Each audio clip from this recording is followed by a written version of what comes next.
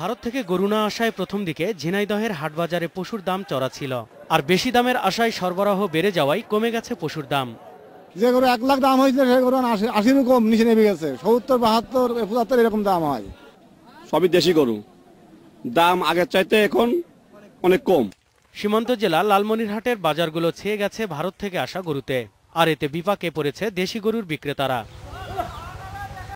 পিরোজপুরে ঈদের 2 দিন আগেও কেনার বদলে দাম যাচাই করছেন ক্রেতারা।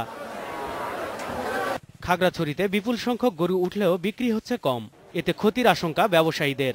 পশু আনতে গিয়ে চাঁদাবাজির কারণে খরচ বেড়েছে বলে জানিয়েছেন তারা।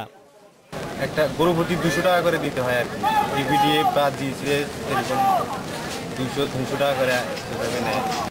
বৈরী আবহাওয়ায় ক্রেতা কম থাকায় জমে ওঠেনি খুলনার পশু হাটগুলো। এই জেলায় দাম বেশি বলে অভিযোগ ক্রেতাদের।